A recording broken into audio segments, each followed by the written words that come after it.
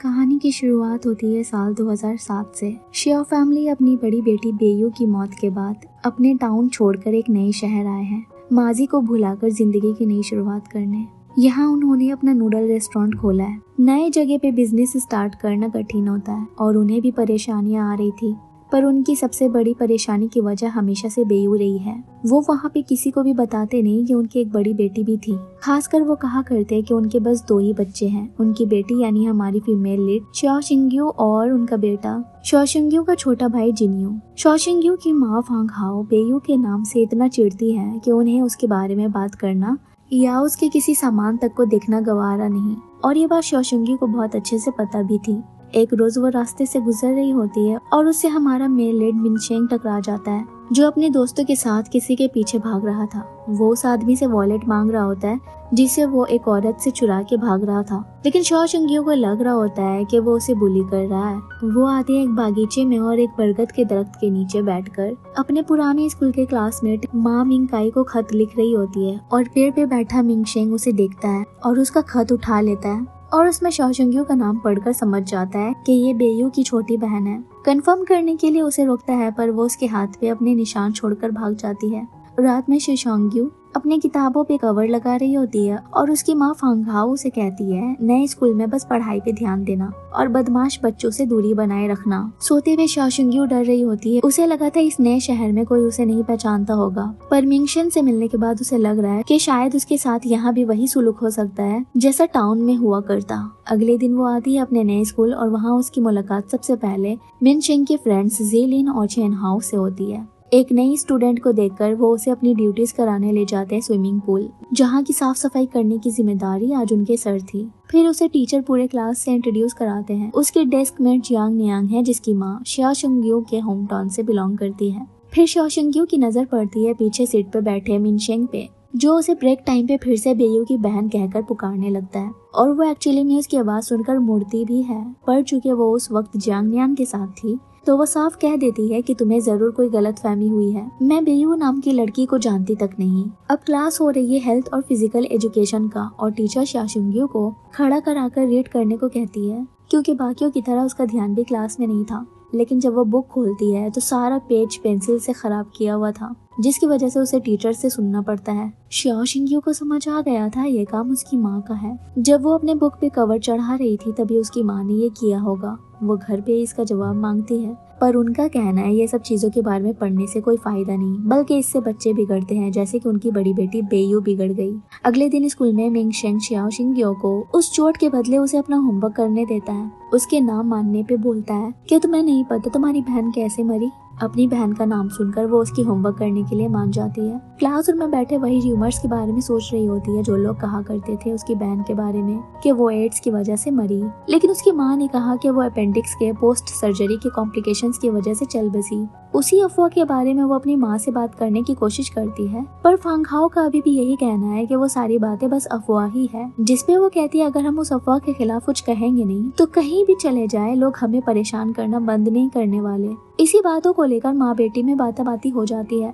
अगले दिन स्कूल में मिंगशेंग बास्केटबॉल खेल रहा होता है और वो देखने के लिए जियांग नियांग अपने साथ शॉ शिंग्यू को ले आती है, और मिंगशेन अनजाने में बास्केटबॉल से उसके सर पे लगा देता है। उसकी चोट के बारे में पूछता हुआ कहता है मैं इसीलिए पूछ रहा हूँ क्योंकि तुम्हें मेरा होमवर्क जो करना है इसके लिए वो उसका नंबर भी मांगता है, पर वो फोन यूज नहीं करती, सो वो उसका चैट आईडी मांगता है। उन्हें दूर से जिन्यू देख लेता है और अपनी बहन से कहता है तुम तो कमाल की निकली। नए शहर आते ही मिनशेंग से भी कांटेक्ट में आ गई। उसकी चोट देखकर पूछता है ये सब कैसे हुआ। वो बताती है मिंगशेंग की वजह से, और ये सब उसकी बहन के कारण हो रहा है जिसे वो पसंद नहीं करती, क्योंकि उसकी बहन जो बहुत खूबसूरत और पॉपुलर थी हमेशा शॉ शिंग्यू को नीचा दिखाती, इवन उसे माँ की चमची भी कहती, क्योंकि वो हमेशा फांग हाओ की बात माना करती थी। उसे तो एक दफा लड़कों के सामने बहन मानने तक से इनकार कर दिया। वो जब भी उदास होती है तो हमेशा अपने घर के छत से सामने के घर की एक खिड़की को देखा करती है जहाँ विंड चाइम लगा हुआ था। स्कूल में वो मिंगशेंग के सारे कॉपीज लौटाकर कहती है वो उसका होमवर्क नहीं करने वाली, क्योंकि उसकी बहन अपेंडिक्स की वजह से ही मरी है, सो वो उसे कुछ भी बोलकर बुली नहीं कर सकता। लेकिन उसका ये भ्रम वो तोड़ देता है जब कहता है कि मरने से पहले जिस हॉस्पिटल में वो एडमिट थी वहाँ के डायरेक्टर उसके डैड है। सो वो जियांग नियांग के फोन से सर्च करके भी देखती है। घर पे आती है तो देखती है अपने कजन जिनजियो को अपने फियांसे शाओ यून के साथ, जिनकी बहुत जल्द शादी होने वाली है। वो लोग बातें बातें करते हैं और फांगहाओ उनके लिए फल काट रही होती है। वहीं वो दोनों बताते हैं कि वो गांव में शादी करने वाले हैं, वही गांव जहां ये सब पहले रहा करते। लेकिन शिशोंग्यू के डैड के नौकरी चले जाने से टाउन आ गए, बेयू को उसके दादी और दादा के पास छोड़कर। कुछ देर बाद हम शिशोंग्यू को छत पे देखते हैं। जिनजियो भी वहाँ आता है। वो उससे बेयू की मौत के बारे में पूछती है, इस उम्मीद में कि शायद वो उसे कुछ सच बता दे, पर वो भी वही कहता है जो उसकी माँ कहा करती है। सो वो स्कूल में बड़े कॉन्फिडेंट के साथ मिंगशेन से कहती है कि उसे परवाह नहीं, उसके डैड उस हॉस्पिटल के डायरेक्टर हैं। बस वो इतना जानती है कि वो सब महज अफवाह है और इससे ज्यादा कुछ भी नहीं। क्लास मॉनिटर सबके होमवर्क कलेक्ट कर रही होती है और जब शाओशिंग्यू से मांगती है तो वो देखती है उसके बैग में उसका होमवर्क गायब। वही मिंगशेन रात के टाइम पे आया अपने डैड के घर, जहाँ वो कभी कभी ही आया करता है, क्योंकि वो अपनी माँ के घर छोड़कर चले जाने और अपने दादा की मौत का जिम्मेदार उन्हें मानता है, इसीलिए उनकी उनसे कभी नहीं बनती। सो वो अपने खर्चे वगैरह लेने के लिए उनके पास आया करता है, जो कि अभी भी उसी के लिए आया था। अगले दिन स्कूल में कुछ ऐसा होता है जिसकी उम्मीद भी शिशोंग्यू ने कभी की नहीं थी। वहाँ सब उसे बुली करने लग गए थे। इवन जियांग नियान ने भी उससे मुंह मोड़ लिया, क्योंकि सबको पता चल गया था उसकी बहन एड्स की वजह से मरी। उसे इन सब के पीछे मिनशिंग का हाथ लगता है, पर वो कहता है कि उसने ये सब किसी को भी नहीं बताया। स्कूल में लगभग सभी ने शिशोंग्यू से दूरी बना ली थी, सिवाय क्लास 12 की मोमो, जो उसकी पड़ोसी भी है, साथ ही मिंगशेंग की बचपन की दोस्त। स्विमिंग पूल की साफ सफाई की ड्यूटी के दौरान जब मिंगशेंग उसे एक फाइल दिखाकर बताता है कि इसमें बेयू की रिपोर्ट्स हैं, तो वो उसे देखने के लिए क्यूरियस हो जाती है। इवन जब मिंशिंग के हाथ से वो फाइल छूटकर पूल में बह जाता है, तो उस फाइल को हासिल करने के लिए वो पूल में भी जंप कर देती है। उसे तैरना तक नहीं आता, तो मिंशिंग उसे बचाता है। शाओशिंग्यू जब वो फाइल देखती है तो वो बस एक कोरा कागज था, जिसे शेंग दिखाकर बस उसे तंग करना चाहता था, पर उसने नहीं सोचा था कि वो पानी में ही कूद जाएगी। मोमो मिंशिंग से कहती है शाओशिंग्यू को ऐसे तंग ना करे, क्योंकि वो पहले ही से ही बहुत सारी चीजों से गुजर रही है और आज के इंसिडेंट को देखकर उसे भी शिशोंग्यू के लिए बुरा लगने लगता है। वहीं शिशोंग्यू आई है हॉस्पिटल अलग अलग डिपार्टमेंट के डॉक्टर से पूछने अपनी बहन के बारे में, पर उनका कहना है कि पिछले साल कोई भी अपेंडिक्स से नहीं मरा। वापस आते हुए वो वहाँ मिंगशेंग को देखती है और उससे रिक्वेस्ट करती है बेयू के मेडिकल रिपोर्ट्स निकलवाए, क्योंकि ये काम उसके लिए ज्यादा इजी होगा। वो दिन आता है अपने डैड के कैबिनेट की स्ट्रीम सिलेक्शन फॉर्म में उनका साइन लेने। उसके डैड फॉर्म में आर्ट्स कट करके साइंस में टिक कर देते हैं और बोलते हैं तुम मुझसे बदला लेने के लिए अपने करियर के साथ मत खेलो। लेकिन मिंगशिंग को पसंद नहीं उसके डैड उसकी लाइफ कंट्रोल करे, सो वो फॉर्म लेकर चला जाता है उनका साइन लिए बिना। वहीं शिशोंग्यू घर पे देखती है अपनी माँ को एक ड्रॉअर को लॉक करते हुए और इस बारे में जिन्यू को बताती है, प्लस जो भी उसे आज हॉस्पिटल में बेयू के बारे में पता लगा। जिन्यू बस उसे इतना ही कहता है कि जब बड़े लोग इसे छुपा रहे हैं तो इसके पीछे जरूर कोई वजह होगी। कुछ सच ऐसे होते हैं जिसके बाहर न आने में ही सबकी भलाई होती है, बट शाओशिंग्यू पीछे हटने नहीं वाली। भले ही वो सच कितना ही कड़वा क्यों ना हो, पर वो पता लगा कर रहेगी। फिर हॉलीडे ब्रेक में वो अपने पेरेंट्स के साथ गांव आती है, अपने दादा दादी के पास। वहाँ हम देखते हैं उसके डैड के पहले भाई हेशेंग को। यहाँ जीलिन शेंचाओ को बेयू की पिक्चर दिखा रहा होता है, बताता है कि ये उसकी फ्रेंड की गर्लफ्रेंड रह चुकी है और क्या कमाल की थी। सो शिशोंग्यू की पर्सनालिटी भी उसके जैसे ही होगी। ये सब बातें सुनकर मिंगशेंग को अच्छा नहीं लग रहा होता है। वही शिशोंग्यू घर के पास के लोगों से बेयू के बारे में पूछती है कि आखिर वो कैसी थी। वो बताते हैं कि वो जो अपने दादा दादी के पास पली बड़ी, माँ बाप जो कई महीनों बाद एक बार आया करते उससे मिलने, वो इस गांव में ऐसी बच्ची थी जो किसी के काबू में नहीं आती। साथ ही उसको डांस करना बहुत पसंद था। एक मशहूर डांस एकेडमी ने उसे अप्रोच किया, पर वो आखिर में हांजाओ आर्ट्स स्कूल में गई। वो तुम्हें भी मिस किया करती, इसीलिए जब उसके पास कुछ अच्छी चीजें आती तो वो तुम्हारे लिए बचाया करती। ये सब सुनकर उसके परसेप्शन अपनी बहन को लेकर चेंज होने लग रहे थे। यहाँ मिंगशन अपने दोस्तों की मदद से अपने फॉर्म में अपने डैड की नकली सिग्नेचर करवा रहा होता है। स्कूल जाता है सबमिट करने, पर सोचता है क्या सच में वो गलत स्ट्रीम चुनकर अपने करियर के साथ खिलवाड़ कर रहा है। सो वो साइंस लेने के बारे में सोचने लगता है। वहीं गांव में उनसे मिलने शाओशिंग्यू के दूसरे अंकल जियांग शियांग अपनी बीवी छिन के साथ आए हैं, जो मेंटली इल है। उसकी आंटी शाओशिंग्यू को देखकर उसे बेयू कहकर गले लग जाती है। उनको ये दिमागी बीमारी तब से हुई जब से उन्होंने अपना बच्चा खोया। बेयू गांव में अपनी आंटी शिन के काफी क्लोज थी। अगले दिन वो आती है एक लाइब्रेरी, जहाँ उसे एक बुक में बेयू का लिखा एक पेपर मिलता है जिसमें उसने प्यार के बारे में लिखा था। वहीं उसकी मुलाकात माँ मिंकाई से होती है, जो उससे कहता है मैंने तुम्हें कई खत लिखे पर किसी का जवाब तुमने नहीं दिया। वो बोलती है पर मुझे कोई खत नहीं मिले। वो फिर उसे बोलता है रोज उसके साथ मिलकर पढ़ाई करने। शाओशिंग्यू उसे थैंक्स कहती है, बाकियों की तरह उसकी बहन की वजह से उसके साथ बुरा सलूक ना करने के लिए। वो कहता है हाँ, क्योंकि बेयू बेयू थी और तुम हो। तुम उसकी जैसी नहीं हो, तुम समझदार और बातों को सुनने वाली हो। यहाँ मिंगशन बास्केटबॉल खेलकर बैठा ही था कि उसे शिनशाओ का मैसेज आता है। लिखा था, तुमने माँ मिंकाई के लेटर्स क्यों चुराए? मैंने पूछा क्लास मॉनिटर से, उसने बताया तुम मेल रूम से लेटर्स पिक करने के इंचार्ज थे।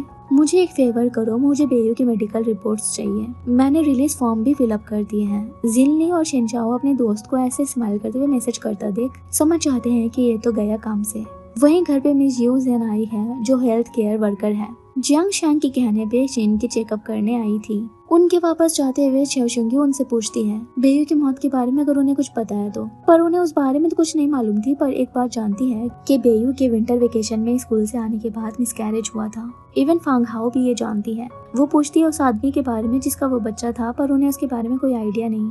यहाँ मिंगशेंग के डैड ने उसे हॉस्पिटल बुलाया साथ में कहीं लंच करने जाने के लिए, क्योंकि उनका आज एक सर्जरी कैंसिल हो गया, सो उनके पास टाइम है। वो उसे बास्केटबॉल मैच की टिकट भी देते हैं, पर वो समझ गया है कि उसके डैड अब तक नहीं बदले, हमेशा अपने बारे ही में सोचते हैं। सो वो वहाँ से वापस चला जाता है। वेल उसके डैड कभी टाइम नहीं दे पाते थे घर पे, हमेशा सर्जरीज में बिजी रहते, इसीलिए मिंगशेंग की माँ घर छोड़कर चली गई। उसे उसकी माँ ने पेड़ पे चढ़ना सिखाया था, सो इसीलिए वो उसी बरगद के पेड़ पे बैठ जाता है जब भी उसे शांति और सुकून चाहिए होती है। वही शाचुंग्यू मिंगशेंग की भेजी रिपोर्ट चेक कर रही होती है। वो देखती है बेयू के HIV टेस्ट रिपोर्ट पॉजिटिव थे। यहाँ उसके पेरेंट्स, भाई और अंकल हेशेंग की मदद करके वापस आ गए हैं घर। फांग हाओ देखती है उनकी बेटी अभी तक घर वापस नहीं आई। सो जब वो देर से आती है तो थोड़ा उसे डांट लगाती है कि ऐसे लड़कियों को देर तक बाहर नहीं रहना चाहिए। वो कहती है मैं लाइब्रेरी गई थी। रात तक वो जिन्यू को बताती है कि जो रूमर्स बेयू के बारे में थे वो सब सच निकले। इवन उसका मिसकैरेज भी हुआ था और वो उस लड़के को ढूंढ कर रहेगी। हो सकता है उसकी मौत के पीछे उसी का हाथ हो। यहाँ मिंगशेंग के डैड मोमो को बास्केटबॉल के टिकट चेंग को देने को कहते हैं, पर उनका नाम लिए बिना। लेकिन जब वो ये देती है तो वो समझ जाता है ये उसी के डैड ने दी है और वापस लौटा देता है। वो बताती है कि जैसा वो अपने डैड को अपने दादा की मौत का जिम्मेदार मानता है वैसा नहीं है, बल्कि उसके दादा पहले ही से बहुत बीमार थे और वेंटिलेटर की मदद से बस उनकी सांसें चल रही थी। यहाँ माँ मिंकाई से मिलने आई है शिनशाओ, उसके साथ पढ़ाई कर रही होती है, पर दूरी से उसकी माँ किसी लड़के के साथ उसे देखकर वहाँ से वापस ले जाती है और उससे पूछती है तुम लाइब्रेरी जाने वाली थी ना, वहाँ क्या कर रही थी? क्या कल रात भी उसी लड़के के साथ थी? क्योंकि मैंने लाइब्रेरी के स्टाफ से पूछा पर उन्होंने कहा कल तुम वहाँ गई नहीं।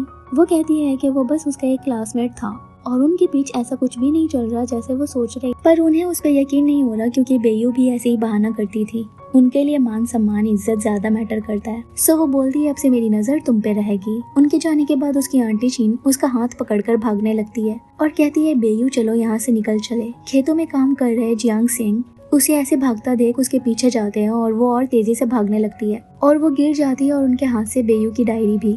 उनके हस्बैंड उन्हें वहाँ से ले जाते हैं घर और रात में थोड़ी डांट भी लगाते हैं कि कैसे वो उन्हें परेशान किया करती है। शाओशिंग्यू को उनके लिए बुरा लग रहा होता है। रात के वक्त अपने भाई के साथ वो जाती है अपनी बहन के मकबरे उसकी फेवरेट चीजें उसे जलाकर वापस करने। जब घर को वापस लौट रहे होते हैं तो वो देखते हैं उनके घर में आग लगी है। सुबह तक वो सब जले हुए सामानों को बाहर निकाल रहे थे।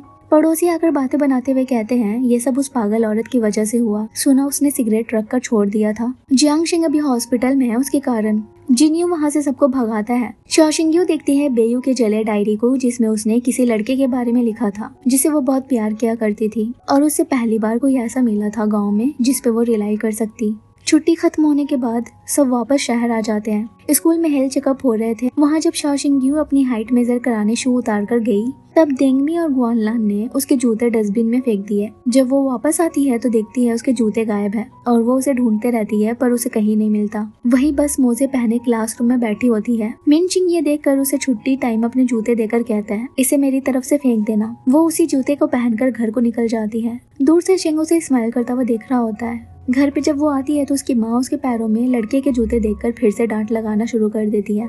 वो बोलती है कि उसका जूता खो गया था, सो उसने ये डस्टबिन से उठाया, पर उन्हें ये सब बहाना लगता है और वो उस पर चिल्लाना बंद नहीं करती। सो जिन्यू को बीच में आकर बताना पड़ता है कि स्कूल में कैसे शाओशिंग्यू को सब बुली करते हैं। इवन उसके स्पोर्ट स्कूल में भी बेयू के कारण उसे तंग किया जाता है। उसकी माँ शाओशिंग्यू से कहती है थोड़ा सब्र करने, लोग कुछ वक्त के बाद ये सब भूल जाएंगे और सब ठीक हो जाएगा। रात में उसके माँ बाप रेस्टोरेंट के बहुत ही कम मुनाफे और कर्ज चुकाने की बातें कर रहे होते हैं। उसी वक्त शा शिंग्यू देखती है उस ड्रॉर को खुला और उसके दिमाग में कुछ आइडिया आता है। जिन्यू से कहती है तुम्हें मेरी मदद करनी होगी उस ड्रॉर के अंदर की डॉक्यूमेंट्स देखने में। स्कूल में वो देखती है देंगमी, ग्वानलान और जीलिन को उसके बैग में कचड़े डालते हुए। उसे लगने लगता है ये ऐसा मिनचिंग के कहने पे कर रहा है, सो वो सारा कचड़ा उसके बैग में ट्रांसफर कर देती है। लेकिन उसे ये सब सही भी नहीं लग रहा होता, सो मोमो से कहती है। मोमो बोलती है शेंग भले ही थोड़ा बदमाश है पर वो कभी भी किसी के साथ ऐसा नहीं कर सकता, मैं उसे बहुत अच्छे से जानती हूँ। ब्रेक टाइम पे मिनचिंग जीलिन को अपना बैग साफ करने देता है क्योंकि शाओ शिंग्यू उसकी वजह से उसे बुरा समझ रही है। साथ ही वो बेयू वाली बात भी जीलिन ने ही फैलाई जब उसे इस बारे में दूसरे स्कूल के किसी दोस्त से पता लगी। सो मिनचिंग उसे इसके लिए पनिश भी करता है। ये सब दूर से देख रही होती है शाओ शिंग्यू और घर आकर मोमो की बातों पे गौर करती है और उसे रियलाइज होने लगता है कि मे बी मिनचिंग वैसा नहीं है जैसा वो सोच रही है। सो अगले दिन स्कूल में उसके शूज के डेस्क के पास रख देती है जिसे वो देखकर स्माइल करता है और पहन लेता है और उसे कहता है वैसे मैंने तुम्हें इसे फेंकने के लिए दिया पर तुमने जब इसे इतने अच्छे से साफ कर ही दिया है तो सोचा क्यों ना पहन ही लूं। और वैसे तुम्हें मेडिकल रिपोर्ट्स के बदले मेरा होमवर्क करते रहना होगा। वो कहती है ठीक है पर मेरे 2 शर्त होंगे। पहली तुम्हें मुझे अपना फोन कुछ दिनों के लिए देना होगा, दूसरा मेरे लिए आए हुए खत वापस करने होंगे। सो उसे फोन तो दे देता है वो, पर वो लेटर्स नहीं लौटाता। मोमो से पूछता है एक लड़का जो किसी लड़की को उसके लेटर्स जो किसी दूसरे लड़के ने लिखे हैं उसे अगर लौटा नहीं रहा है तो क्या वो सनकी हो गया। वो हंसते हुए कहती है नहीं, इसका मतलब ये है कि वो उस लड़की को बहुत पसंद करता है। वो तो ये सुनकर ब्लश करने लगता है। वही मिंगशेन के डैड और नर्स फांगियान के बीच कुछ चल रहा है जिसके बारे में वो सही वक्त आने पे मिंगशेन को बताने की बात कर रहे होते हैं। यहाँ घर पे जिनियो अपनी माँ से एक जरूरी पेपर्स मांगता है जो उसके टीचर को चाहिए। वही देने के लिए वो ड्रॉर खोलती है और यहाँ शा शिंग्यू जानबूझकर गर्म पानी अपने हाथ में गिरा देती है। इसी का फायदा उठाकर जिनियो चाहता है ड्रॉर से डॉक्यूमेंट्स के पिक्चर्स लेना। जब शा शिंग्यू फोटोज देखती है तो उसमें बस बेयू के हॉस्पिटल के एक्सपेंसिव बिल और पैसों के स्लिप्स थे जो जिनरियो भेजा करता था। अगले दिन जब फांगाओ ड्रॉर से पैसे निकालती है तो कुछ कम पड़ रहे थे। उन्हें याद आता है कि पिछली रात जिनियो ड्रॉर से वो पेपर निकालने गया। सो उससे पूछती है और वो सब बता देता है, इवन फोन भी दे देता है उन्हें। पैसे चोरी जिनियो ने किए होते हैं पर इसका इल्जाम शा शिंग्यू पे लग रही थी। इवन जब उससे पूछा जाता है कि ये फोन कहाँ से आया तो वो कहती है स्कूल लाइब्रेरी में पड़ा हुआ था इसीलिए उठा लिया, जिसपे उसकी माँ बोलती है इसे चोरी कहते हैं, मैं तुम्हारे स्कूल जाकर पता लगाऊंगी ये फोन आखिर किसका है। वो उसके स्कूल जाने के लिए निकलती है। शा शिंग्यू बताती है कि उसने जिनियो को बस डॉक्यूमेंट्स देखने कहा था, बेयू के बारे में जानने के लिए, पैसे चोरी करने को नहीं कहा था। साथ ही बेयू की डायरी भी अपनी माँ को दिखाती है जिसे देखकर वो सर पकड़कर रोने लगती है। शा शिंग्यू बोलती है हो सकता है बेयू की मौत के पीछे उसके इसी बॉयफ्रेंड का हाथ हो। वो अभी भी यही कहती है कि उसकी मौत अपेंडिक्स से हुई और कोई उसकी मौत का जिम्मेदार नहीं। स्कूल में उसके टीचर से वो फोन लौटाकर बता देती है कि उनकी बेटी को ये कहाँ से मिला। देंगमी और ग्वानलान को इस बात की खबर हो जाती है कि टीचर ने शा शिंग्यू को अपने ऑफिस बुलाया है एक चोरी हुए सामान की वजह से। उन दोनों को गॉसिप करते हुए मिनचिंग सुन लेता है। शा शिंग्यू और उसकी माँ जो उस फोन के ओनर के लिए बैठी थी, मिनचिंग वहाँ से गुजर रहा होता है। फांगहाओ उसके शूज बड़े ही गौर से देखने लगती है। फिर मोमो आती है टीचर के साथ, बताती है ये उसी का फोन था जो खो गया। अपनी माँ के जाने के बाद शा शिंग्यू मोमो को उसकी मदद करने के लिए थैंक्स कहती है पर वो बताती है कि उसकी मदद मिनचिंग ने की है, सो उसे उसका शुक्रिया अदा करना चाहिए। सो वो उसके लिए पानी का बोतल रखती है उसके डेस्क पे, उसमें थैंक यू का नोट लगा हुआ था। वो देखकर तो मिनचिंग ऐसे पानी पीने लगता है जैसे अमृत पी रहा हो। रात में शा शिंग्यू देखती है अपनी माँ को बेयू की डायरी जलाते हुए। नेक्स्ट डे उनके रेस्टोरेंट आता है हीफे ही, जो बेयू और जिनरियो का क्लासमेट था। वो भी उसी गांव का रहने वाला है और जब उसने सुना इन लोगों ने नया रेस्टोरेंट खोला तो हालचाल पूछने चला आया। शा शिंग्यू को याद आता है कि उस डायरी में उसके नाम का जिक्र भी था। सो उसे लग रहा है कि शायद यही बेयू का बॉयफ्रेंड हो सकता है। सो कंफर्म करने के लिए वो एक नोट सब्जी के साथ देती है जिसमें उससे मिलने का वक्त और पता लिखा हुआ था। स्कूल में आज होने वाला है बास्केटबॉल कॉन्टेस्ट। जियांग नियांग उसे देखने के लिए बोलती है पर वो मना करके आती है हेफे के पास। वो उससे बेयू के बारे में पूछती है तो वो बताता है कि उसने उस जैसी खूबसूरत लड़की कभी पहले नहीं देखी थी। वो वक्त के साथ साथ और भी ज्यादा ब्यूटीफुल होती गई पर उसे बहुत जल्द स्कूल में बुली किया जाने लगा। सबने अफवाह फैला रखी कि इसके कोई पेरेंट्स नहीं है, इसे कोई तमीज और तरीका नहीं है। वो चाहकर भी उसकी कोई हेल्प नहीं कर सका। फिर वो आ गई हुआंजू आर्ट्स कॉलेज जहाँ वो उससे एक दफा मिलने गया, लेकिन उस वक्त तक वो बहुत बदल चुकी थी। जितने रूमर्स उसको लेकर फैलाए गए सब सच हो गए थे। वो उससे पूछती है क्या मेरे पेरेंट्स को पता थी उसे बुली किया जा रहा था स्कूल में। वो बताता है हाँ, एक दफा वो भाग गई थी अपने पेरेंट्स के पास पर उन्होंने दोबारा उसे गाँव भेजा दिया। उसे उसकी बहन के डांस प्रैक्टिस की सीडी भी देता है। दूर से वहाँ वहाँ से गुजर रहा है जेलिन, शेन हाओ और मिंग शेन उसे उस लड़के से बात करते देख लेते हैं। स्कूल के कंप्यूटर पे शा शिंग्यू वो वीडियो इमोशनल होकर देखने लगती है। उस प्रैक्टिस के दौरान वो भी वहाँ पे मौजूद थी। घर पे एक डिलीवरी का ऑर्डर आया होता है, जैसे कि वो ज्यादा पैसा कमाने के लिए डिलीवरीज भी ले रहे थे। सो जिन्यू की आलस देखकर वो खुद ही ऑर्डर देने जाती है। वो शख्स हाथ बढ़ाकर खाना लेते ही दरवाजा बंद कर देता है, इवन चेंज भी नहीं लेता। उसकी आवाज शीशांग्यू को जानी पहचानी लग रही होती है। वापस आते वक्त उस बिल्डिंग के एक खिड़की को गौर से देखने लगती है। स्कूल में कंप्यूटर क्लास के दौरान वो स्कूल नेटवर्क की साइट पे हुआंजो आर्ट्स स्कूल सर्च करती है। वहाँ वो मिनमिंग नाम की लड़की के पोस्ट में अपनी बहन की पिक्चर्स देखती है। वो उस लड़की को चैट करके मिलने बुलाती है। मिंगमिंग बोलती है कि वो अभी फ्री है तो वो अभी उससे मिल सकती है। इसीलिए शिंगशियाओ अपने पेट दर्द का बहाना बनाकर स्कूल से निकल जाती है। मिंगमिंग एक डांसर है। वो शिंगशियाओ को देखकर पहचान जाती है क्योंकि बेयू उसे अपनी बहन के बारे में उससे बहुत बातें किया करती। शिंगशियाओ जब उससे बेयू के बॉयफ्रेंड के बारे में पूछती है तो वो बताती है कि बेयू की खूबसूरती की वजह से उसके कई सारे बॉयफ्रेंड थे, पर एक भी ढंग के नहीं, सबके सब मवाली और मक्कार। बेयू को अप्रोच करना बहुत इजी था। कोई भी उसे थोड़ा भी केयर दिखाता तो वो उसकी हो जाती।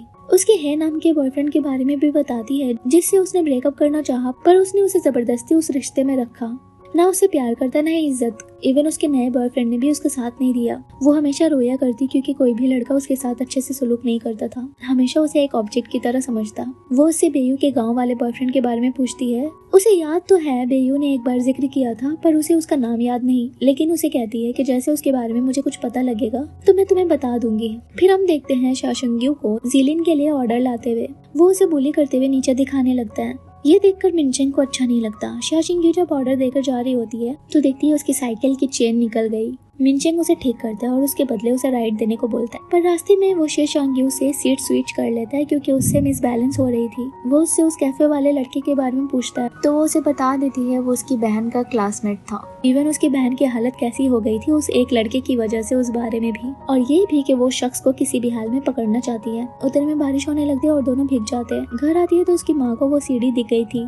वो गुस्सा करते हुए बोलती है, ये सीढ़ी कहाँ से आया तुम्हारे पास? क्या तुम्हें भी डांस सीखना और अपनी बहन के नक्शे कदम पे चलना है? और उस सीढ़ी को तोड़ देती है गुस्से में। स्कूल में शाशिंग्यू और मिंगचेन दोनों को भीगने की वजह से जुकाम हो गए थे। कंप्यूटर पे शाशिंग्यू अपनी बहन की प्रोफाइल और उसके बहुत लड़कों के साथ की फोटोज देखती है। फिर उसे हे का मैसेज आता है जो बताता है कि वो बेयू का बॉयफ्रेंड था और उसे भी बहुत अच्छे से जानता है, और अगर अपनी बहन के बारे में वो जानना चाहती है तो उसे उससे मिलना होगा। वही हॉस्पिटल में मिंचेंग आया है अपना चेकअप करवाने। जाते हुए नर्स फांगियान से कहता है उस आदमी को मेरे यहाँ आने के बारे में मत बताना, पर उसके डैड को ये पता है। इनफैक्ट उन्होंने ही फांगियान को अपने बेटे को मेडिसिन वगैरह देने को कहा था। देन फांगियान उन्हें अपने पेरेंट्स के साथ डिनर करने का पूछती है। वहीं स्कूल के बाहर ही आता है अपने चेले चपाटों के साथ और उससे बात करने पास की कैफे ले जाता है। स्कूल की लड़कियां उसे देखकर सोचती है कि ये ऐसे मवालियों के साथ क्या कर रही है। यह ही उसे बताता है कि वो बेयू को एक बार के बाहर मिला जब उसे कुछ लड़के हैरेस कर रहे थे, तब उसने ही उसे बचाया, और ये भी कि वो कैसे बाकी लड़कों की बातों में आसानी से आ जाया करती। फिर वो शाशिंग्यू पे डोरे डालने लगता है और बोलता है तुम अपनी बहन से अलग हो, मुझे पहचाना नहीं, मैं वही हूँ जो तुम्हारी बहन के स्कूल के बाहर उससे मिलने आया और तुमने मुझे देखा भी था। हाँ, उस वक्त उसने तुम्हें प्रोटेक्ट करने के लिए कहा कि वो तुम्हें नहीं जानती, पर अब तो तुम बड़ी हो गई हो। वो उससे पूछती है क्या तुम उसे हुआनजाओ में ही मिले? वो बोलता है हाँ। वो कहती है तब तो तुम वो नहीं हो जिसे मैं ढूंढ रही हूँ। वो जाने लगती है वहाँ से तो वो उसे रोक कर जबरदस्ती करने लगता। तो जैसे कि हेई शिंग्यू के साथ जबरदस्ती कर रहा था, उतने में ही पता लगता है कि किसी ने उसकी गाड़ी खराब कर दी।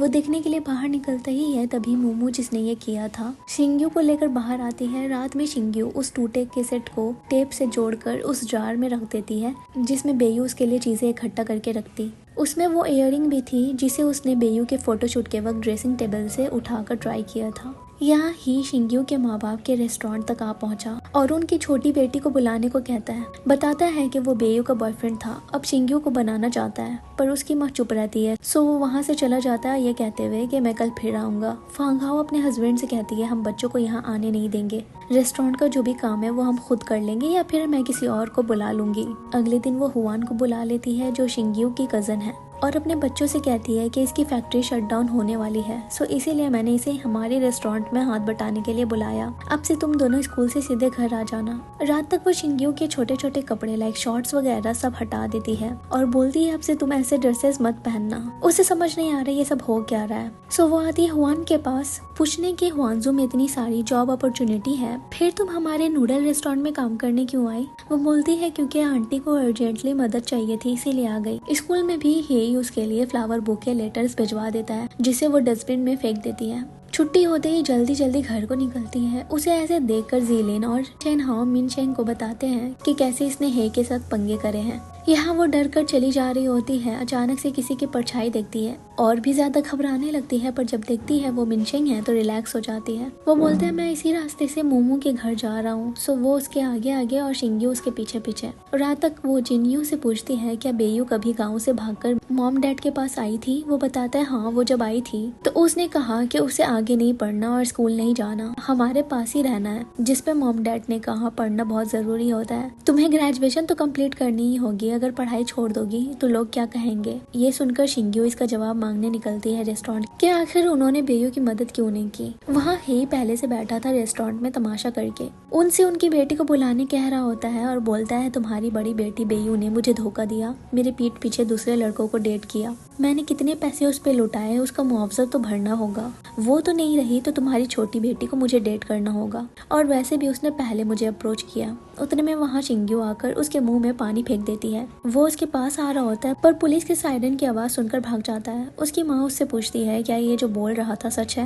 वो कहती है हाँ, मैं बस बेयू के बॉयफ्रेंड के बारे में पता लगाना चाहती थी जिसके कारण वो मरी, और वैसे आप लोगों ने भी उसकी मदद नहीं की। जब वो आपके पास आई उसके साथ स्कूल में बुली होता था, फिर भी आप लोगों ने उसकी कोई हेल्प नहीं की, बस आप लोगों को इज्जत की पड़ी है। ये बोलकर वो रोते हुए निकल जाती है। जाते जाते वो पहुंच जाती है डांस स्टूडियो, जहाँ वो मोमो और बाकी की लड़कियों को डांस करता देखती है, फिर चली जाती है। अगले दिन स्कूल में मोमो मिनशेंग को केक देते हुए बोलती है ये मेरी तरफ से तुम्हारे डैड को दे देना क्योंकि आज उनका बर्थडे है और मुझे आज टाइम नहीं है क्योंकि स्कूल के बाद मेरा रिहर्सल है। सो वो आता है हॉस्पिटल जहाँ वो एज यूजुअल बिजी थे।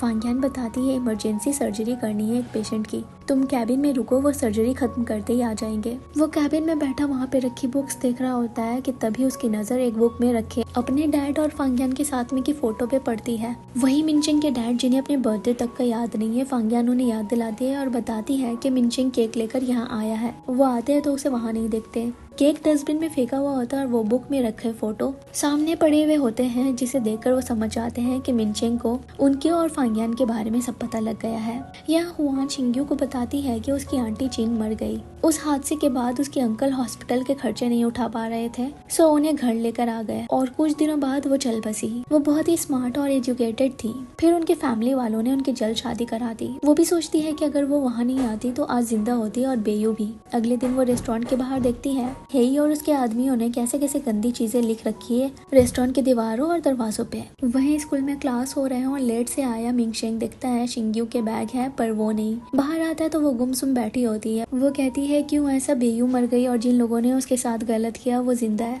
उसकी इसी बातों को वो बस स्टैंड पे खड़ा सोचने लगता है। यहाँ क्लास में सब बास्केटबॉल मैच के फिनाले के लिए एक्साइटेड है। उतने में एक लड़का आकर बताता है कि यहाँ शिंग्यू कौन है, उसका बॉयफ्रेंड बाहर इंतजार कर रहा है। वहाँ फांग्यान के माँ बाप को जब पता लगती है कि उनकी बेटी डॉक्टर के साथ 3 साल से उन्हें बिना बताए बिना पब्लिक हुए रिलेशनशिप में है, तो उनकी माँ को फिक्र होने लगती है कि क्या वो सच में फांग्यान को कमिटमेंट दे पाएगा। यहाँ जब शिंग्यू स्कूल के बाहर आती है तो हेई उसे रोकता है और बोलता है मुझे तुम्हें डेट करना है, तुम्हारी बहन के बहुत कर्ज है, उसने मेरे बहुत पैसे खर्च किए हैं, उसका हिसाब तो तुम्हें ही देना होगा। उसके ना करने पे भी वो जोर जबरदस्ती करने लगता है। वो गुस्से में अपने जेब से कटर बाहर निकालती है, उस पे वार करती है, पर बीच में मिनशेंग आ जाता है। उसे कहता है मैंने पुलिस को बुला दिया है। वो लोग भागने लगते हैं। वहाँ सब अजीब तरह से शिंग्यू को घूर रहे होते हैं। सो मिनशेंग अपने जैकेट उसे उड़ाकर वहाँ से ले जाता है। यहाँ शेंग के डैड जो मील के लिए निकलने वाले थे पर उन्हें स्कूल की तरफ से कॉल आ जाता है। वहाँ शिंग्यू की माँ को भी बुलाया गया था। प्रिंसिपल जिनका मानना है कि उनकी बेटी की वजह से उनके स्कूल की रेप्यूटेशन खराब हो गई,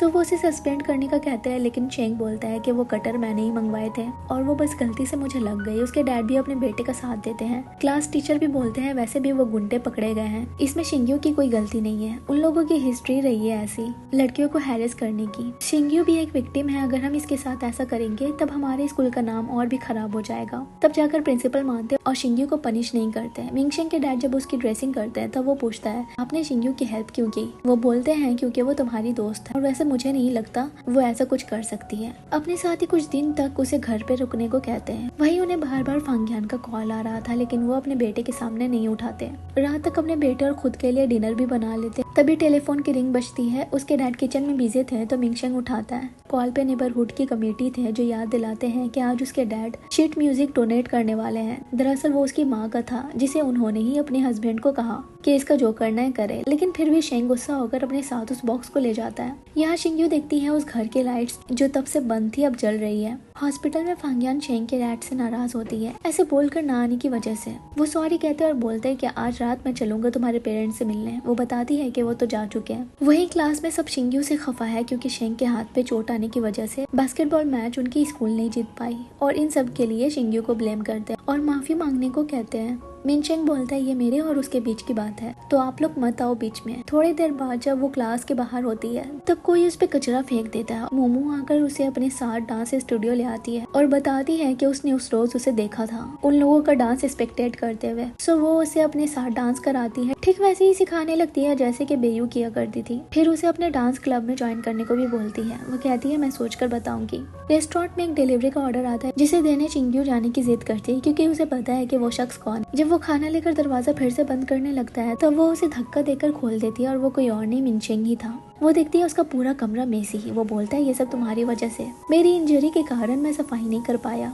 वो सॉरी बोलती है। वो कहता है सॉरी से काम नहीं चलेगा। सो वो सारा कमरा उसी से साफ करवाता है। सफाई के दौरान उसकी नजर पड़ती है एक बॉक्स पे।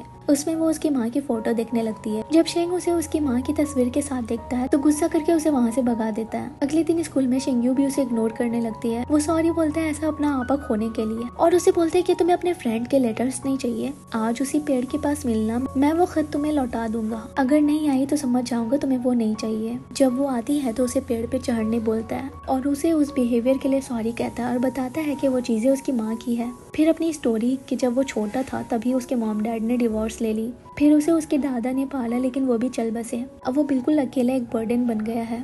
वो कहती तुम जैसे दिखाते हो वैसे बिल्कुल भी नहीं हो। वो उसे उसके घर तक छोड़ता है और जाते हुए वो लेटर देता हुआ पूछता है क्या इसका जवाब लिखोगी तुम? मैं इसीलिए पूछ रहा था क्योंकि एग्जाम्स आ रहे हैं ना। वो बोलती है नहीं मैं नहीं लिखूंगी। उसका ये जवाब सुनकर तो उसका दिल गार्डन गार्डन हो जाता है। अगले दिन शिंग्यू की माँ उसे उसका नाम चेंज कराने ले आती है। बोलती है कि बेयू और शिंग्यू ये दोनों नाम ही मनहूस है, मैं नहीं चाहती तुम्हारे साथ भी वैसा हो, पर उसे नाम चेंज नहीं करवाना था। सो उसकी माँ जबरदस्ती करने लगती है। उसे ऐसे टानते हुए देख एक औरत गार्ड्स और पुलिस को बोलती है कैसे इस लड़की को तंग कर रही है, जरूर ये इसे किडनैप करके ले जा रही है। वो कहते हैं नहीं ये मेरी बेटी है शिंग्यू बताओ ना, पर वो तो उन्हें फुल इग्नोर मारती है। घर वापस आती है तो फिर से उस पर चिल्लाती है कि ऐसे तुम अपनी माँ के साथ कैसे कर सकती हो। वो बोलती है पहले आपने मुझे डिसरेस्पेक्ट किया। वो उस पे हाथ तक उठाने जाती है, बीच में उसके डैड आकर रोकते हैं। फंगहाओ दिन उसे पालने पोसने पढ़ाने लिखाने के एहसान जुड़ाने लग जाती है। वो बाहर आ जाती है लेकिन फंगहाओ का बोलना बंद नहीं होता। वो कहती है कि उसके सास और ससुर ने बेयू की अपब्रिंगिंग सही से नहीं की और वो नहीं चाहती कि ये भी उनके हाथ से निकल जाए।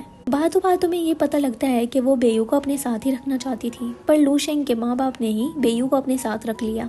स्कूल के बाहर एक रोज उसे मिंग दिखती है जो पहले तो उसे सॉरी बोलती है। उसके ऐसे बेयू के बॉयफ्रेंड की तलाश की वजह से हेई शिंग्यू के पीछे पड़ गया। फिर बेयू का म्यूजिक बॉक्स दिखाती है जो उसके पेरेंट्स डॉम से लाने भूल गए थे। एक फोटो था बेयू और एक लड़के का जिसके चेहरे को पेन से काटा हुआ था। विंटर वेकेशन में वो सब फिर से अपने गाँव आ जाते हैं जहाँ जिनजियो की माँ भी थी। उनकी और उसकी दादी की बातों से साफ पता लगता है कि उनकी फैमिली में एक लड़की की वो रिस्पेक्ट और वैल्यू नहीं मिलती जो एक लड़के को मिलती है। वही हम देखते हैं मिंगशेंग को वेकेशन में अपनी माँ के पास फ्रांस आते हुए। यहाँ एक रोज जिनजियो शिंग्यू को अपने साथ वेडिंग फोटोज कलेक्ट करने पोस्ट ऑफिस ले जाता है। उसके कार में वो एक डांसिंग डॉल देखती है। वो बताता है कि ये बेयू ने ही लगाया था। वही मिंगशेंग पेरिस आने के बाद मिलता है अपनी माँ एना के मैनेजर गुआन से, जो उससे उसकी माँ की तारीफें करता रहता है। यहाँ गांव में जिनजियो के माँ बाप यानफिन हेशेंग और उसके दादा दादी बस जिनजियो की बड़ाई करने में लगे रहते हैं। लाइक हमारा बच्चा तो पूरे गाँव की शान है। मिंगशेंग चिंग्यू से चैट के थ्रू बातें भी करता है। इवन वीडियो कॉल पे चुपके से अपनी माँ को भी उसे दिखाया।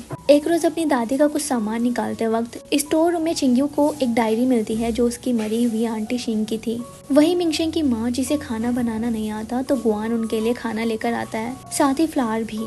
मिंगशेंग को ये सब देख इतना समझ आ गया था कि गुआंग उनकी माँ का बहुत ख्याल रखता है और उन्हें पसंद भी करता है। वहीं शिंग्यू काम से फारिग होकर वो डायरी पढ़ती है, तब पता लगता है वो शख्स जिसे वो ढूंढ रही थी वो कोई और नहीं जिनजियो ही था। बेयू का जो मिसकैरेज हुआ वो उसी का बच्चा था क्योंकि वो एक्चुअली में उसका ब्लड रिलेटेड कजन नहीं था बल्कि हेशिंग और यानफिन ने उसे अडॉप्ट करा था। इवन उन दोनों के बारे में पूरी फैमिली को पता थी, लेकिन तब भी सबने इसका जिम्मेदार बेयू को ठहराया। पूरे गांव में बदनाम भी वही हुई। वो डॉल भी उसी म्यूजिक बॉक्स का हिस्सा थी। ये सब होने के बाद भी शिंग्यू किसी के आंखों में जरा भी गिल्ट नहीं दिखती, बल्कि सब अभी भी अपनी फैमिली, अपने जिनरियो की तारीफों में लगे पड़े हैं और बेयू को नीचे दिखाने में जरा भी शर्म नहीं आ रही। तो वो भी खाने की मेज पे उन्हें करारा जवाब दे देती है, जिसपे उसकी माँ उसे अकेले में ऐसे बड़ों से जबान लड़ाने से मना करती है। शिंग्यू बताती है कि वो बेयू और जिनरियो के बारे में सब कुछ जान गई है और ऐसे चुप नहीं बैठ सकती। पर उसकी माँ का मानना है इंसाफ सब चाहते हैं, पर इंसाफ हर किसी को नहीं मिलता और उन बीती बातों को घसीटने से कुछ नहीं हासिल होने वाला, न ही बेयू वापस आ जाएगी। अगले दिन हेफिए को वहाँ देखकर शिंग्यू उसे भी बताती है कि जिनरियो ने क्या किया बेयू के साथ, लेकिन वो उसकी बातों पे यकीन नहीं करता या करना नहीं चाहता। रात तक वो जिनरियो से कह देती है कि उसे सब पता है कि उस म्यूजिक बॉक्स की तस्वीर में वही है बेयू के साथ। अगले दिन जिनरियो की शादी की डेकोरेशन स्टार्ट हो जाती है। यहाँ फांग्यान के पीछे एक नर्स हाथ धोकर पड़ी है। वो उसका एक लड़के से रिश्ता कराना चाहती है, जिसके लिए वो मान नहीं रही। पर जब मिनचेंग के डैड उसे कहते हैं कि उसे सही लड़के की जरूरत है, तो वो ब्लाइंड डेट को तैयार हो जाती है। दरअसल मिनचेंग के डैड इस मोड़ पे खुद को उसके काबिल नहीं समझ पा रहे थे, इसीलिए चाहते हैं कि वो अच्छे लड़के के साथ सेटल हो जाए। वहीं शिंग्यू मिनचेंग को बताती है कि उसे गुनहगार मिल गया, पर अब अगर उसने इंसाफ चाहा तो उसे अपने पूरे फैमिली के खिलाफ ही जाना पड़ेगा। फिर वो याद करती है कैसे हर एक चीज उसके सामने आईने की तरह साफ थी, पर वो उस उम्र में नहीं थी कि कुछ भी समझ पाए। फंगाओ कुछ सालों बाद अपने सास ससुर से बात करती है बेयू को अपने साथ ले जाने की, पर उन्हें जिन्यू की अच्छी जिंदगी की पड़ी होती है कि कहीं 3 बच्चों को संभालने में वो जिन्यू के साथ कॉम्प्रोमाइज ना कर दे। तो एक शर्त रखते हैं बेयू को ले जाए तो चिंग्यू को यहीं पीछे उनके पास छोड़ दे, लेकिन बेयू अपनी बहन को प्रोटेक्ट करने के लिए खुद यहीं रुक जाती है। ऊपर से उसे जिन्यू का साथ मिल रहा था तो उसे लगा कि वो हैंडल कर लेगी। अगले दिन जब सब अपने फैमिली मेंबर्स के कब्र में जाते हैं तो वो वहाँ अपनी आंटी शिंग को शुक्रिया करती है बेयू के साथ रहने और उसका ध्यान रखने के लिए, और फैसला कर लेती है कि उसे करना क्या है। मिनचेंग से इसी सिलसिले में मदद मांगती है अपना प्लान बताकर। रात तक वो पेपर्स लेकर मोमो उसके पास आती है जिसमें सारे सच लिखे हैं। अगले दिन फंगाओ आती है जिनरियो को पैसा लौटाने जो वो भेजा करता था अपनी गलती के मुआवजे के तौर पे। ये पैसे वो कभी नहीं चाहती थी, पर उनके हस्बैंड लू शेंग ने ये लेकर उसे माफ कर दिया और उस गलती को उसकी नादानी का नाम दे दिया। वही मिनचेंग पेरिस से पहले ही निकल रहा होता है क्योंकि वो इस रास्ते में शिंग्यू का साथ देने वाला है, लेकिन जाने से पहले अपनी माँ को कहता है कि मुझे लगता है आपके लिए सही इंसान आपके पास ही है। वहीं शिंग्यू रात तक सारी मिठाई के बॉक्स में वो पेपर रख देती है। शिंग्यू को फांगाओ कहती है हम इस शादी के खत्म होते ही वापस चले जाएंगे, तुम भी पास्ट को भूल जाओ, उसमें कुछ नहीं रखा अब। कुछ देर बाद जिनरियो और शियायून की शादी भी हो जाती है और चिंग्यू भी पीछे हटने का सोचने लगती है, पर जब वहाँ लोगों को अपने फैमिली के बारे में बुरा बुरा बोलते सुनती है तो खुद को रोक नहीं पाती। और मिठाई का बॉक्स खुलते ही जिनरियो के अडॉप्शन का राज और बेयू के पेट में उसके बच्चे का सच सबके सामने खुल जाता है। सब उनकी फैमिली को खरी खोटी सुनाकर चले जाते हैं। यानफेन और उसकी सास शिंग्यू को कोसने लगती है और यहाँ शिंग्यू भी भाग जाती है घर से, क्योंकि उसे लग रहा है कि अगर वो वहाँ रही तो वैसे भी उसके माँ बाप उसे छोड़ देंगे, क्योंकि वो ना ही बेयू की फिक्र करते थे ना ही उसकी करेंगे। वो जियांगजाओ निकलने के लिए बस की टिकट लेती है, पर बस सुबह आने वाली है और अभी रात हो रही थी, सो वो वहीं स्टेशन पे बैठे बैठे सो जाती है। जब आँख खुलती है तो उसका वॉलेट चोरी हो गया था। यहाँ वहाँ पूछती है, पुलिस को भी बताती है, तो वो उससे उसकी पहचान पूछने लगते हैं रिपोर्ट लिखने के लिए। वो अपना पहचान नहीं बता सकती, इसीलिए वो वहाँ से निकल आती है और आसपास के रेस्टोरेंट के ओनर से उनका मोबाइल मांगकर मिनचेंग को कॉल लगाने की ट्राई करती है, पर लगता नहीं है। सो वहाँ ओनर से हेल्पर का काम मांगती है। बताती है कि उसका वॉलेट चोरी हो गया, वो काम के सिलसिले में ज़ुआज़ांगो जा रही थी, सो अब उसके पास पैसे नहीं है तो यहाँ कुछ पैसे कमाकर चली जाएगी। वो ओनर उसकी हालत देखकर काम पे रख लेती है। यहाँ उसके माँ बाप और पूरी फैमिली ने उसे तलाश करना शुरू कर दिया है। उसकी जगह जगह मिसिंग पर्सन के फोटोज भी लगा दिए होते हैं। वही मिनचेंग जब ज़ांगहाओ पहुंचता है तो टैक्सी लेकर शिंग्यू के गांव जाने के लिए निकलता है, पर अपने मोबाइल में देखता है उसके भेजे गए चैट्स का रिप्लाई शिंग्यू ने अब तक नहीं किया। अननोन नंबर से कॉल देखता है, पता लगाता है ये कॉल कहां से आया, तो टैक्सी वाले को उसी जगह चलने को कहता है। यहाँ शिंग्यू की हालत बहुत खराब हो गई थी, कुछ खाया पिया नहीं था। उतने में वो हेफे को देखती है जो ओनर से पोस्टर दिखाकर पूछ रहा होता है। वो बता देती है कि वो लड़की यहीं पे है। हेफे उसे घर वापस लौटने को कहता है और बोलता है कि ये सब करके उसने सही नहीं किया, पर वो वापस जाने से मना करते हुए बताती है कि उसने जो भी किया उसका जरा भी उसे अफसोस नहीं है। पर हैरान है, बेयू की सच्चाई जानने के बाद भी उसे उसके लिए बुरा नहीं लग रहा। जिस लड़की ने अपनी डायरी में उसके लिए अच्छा अच्छा लिखा वो भी ऐसा निकला। उससे पीछा छुड़ाने के लिए वो वहाँ से भाग निकलती है और यहाँ मिनचेंग भी आ पहुँचता है जो उसे यहाँ वहाँ तलाश कर रहा होता है। मौसम भी खराब होने लगती है, हर तरफ बर्फ ही बर्फ। शिंग्यू कमजोरी से गिर जाती है उसे अपने बहन आते हुए देखती है पर वो मिनचेंग होता है। उसे हॉस्पिटल ले जाता है, वहीं वो देखती है एक शादीशुदा जोड़े को जख्मी जिनका कार एक्सीडेंट हुआ। उसे डर लगता है कहीं ये जिनरियो और शायून तो नहीं है। मिनचेंग उसे दिन अपने घर लेकर आता है, उसे खाना पीना खिलाता है और बोलता है मैंने पूछा था हॉस्पिटल में, वो तुम्हारा कजन नहीं था। वो भी चैन की सांस लेती है और बोलती है मैं बस जब तक ठीक नहीं हो जाती तब तक ही रुकूंगी, बुखार उतरते ही वापस जियांगजाओ चली जाऊंगी। मिनचेंग कहता है मैं तुम्हें अकेले नहीं छोड़ सकता और वैसे भी बहुत दिनों से मैं भी भागना चाह रहा था, तो मैं तुम्हारे साथ चलूंगा। यहाँ फांगहाओ का बुरा हाल हो रखा है अपनी बेटी के गुम होने के बाद से। वही वो मिनचेंग को उसकी मदद करने के बदले अपना लकी चार्म उतार कर देती है, वो भी उसे रिटर्न गिफ्ट के तौर पे विंचाइन देता है। सोते टाइम वो उसे बताता है कि उसने उसे कुछ सालों पहले देखा था जब वो अपनी माँ से मिलने हानजाओ थिएटर गया, तभी उसने शिंग्यू को स्टेज पे डांस करते देखा, इवन उसके लिए पियानो भी बजाया। अगले दिन रिपोर्टर्स भी आ जाते हैं। वही फानहाओ के ससुर अपनी पोती के भागे जाने का इल्जाम उस पे लगाते हैं। वहीं हॉस्पिटल में जब फानियान मिनचेंग की बात उठाती है तो मिनचेंग के डैड कहते हैं कि वो तो अभी फ्रांस में होगा, कुछ दिन बाद आने वाला है, जिस पे फानियान बताती है कि उसने उसे कल हॉस्पिटल में देखा। ये सुनते ही वो जाते हैं उसके पास। मिनचेंग शिंग्यू को बाथरूम में छुपा देता है पर वो वहाँ एक लड़की के जूते देख लेते हैं, लेकिन उसे कुछ बोलते नहीं और खर्चे के पैसे देकर वापस चले जाते हैं। बाहर सबसे सुनते हैं कि शाओ फैमिली की बेटी गायब है। वहीं रात तक शिंग्यू सुनती है मोमो के डैड को उस पे और उसकी माँ पे शराब पीकर चिल्लाते हुए। मिनचेंग बताता है कि मोमो की लाइफ भी कुछ अच्छी नहीं है। उसके डैड का अच्छा खासा बिजनेस हुआ करता था पर किसी ने उन्हें धोखा दिया और सब कुछ चला गया। उसके बाद से उन्हें शराब पीने की लत लग गई और अपना गुस्सा उन दोनों पे उतारते रहते हैं। उसने मोमो की मदद करने की कोशिश की पर जब भी वो उससे इस बारे में बात करता है तो वो चुप सी हो जाती है। शिंग्यू को भी नहीं लगा था मोमो की लाइफ में भी इतना कुछ चल रहा होगा। अगले दिन उसका बुखार उतर चुका होता है और दोनों यहाँ से निकलने को तैयार थे, लेकिन जब मिनचेंग घर पे नहीं था तब मोमो अपने पेरेंट्स के झगड़े झमेले की वजह से उसका डोर नॉक करती है। पर जब वो शिंग्यू को देखती है तो हैरान हो जाती है और जब उससे पता लगता है कि वो मिनचेंग के साथ जियांगजाओ जाने वाली है तो बोलती है मिनचेंग कितना काइंड है और कैसे सबका हीरो बनना चाहता है और जरूरतमंदों की हेल्प करना उसे पसंद है, पर वो थोड़ा इम्पल्स भी है। पहले ऐसा नहीं था पर जब से उसके दादा गुजरे तब से ऐसा ही है। उसने तो फ्रांस जाकर पढ़ाई करने तक का प्लान बना रखा है। उसके माँ बाप दोनों ने अग्रीमेंट की है, हाई स्कूल खत्म होते ही वो अब्रॉड जाने वाला है। ये सुनकर शिंग्यू को बुरा लगता है क्योंकि उसे सच में लगा था कि मिनचेंग उसके साथ हमेशा के लिए जाने वाला है।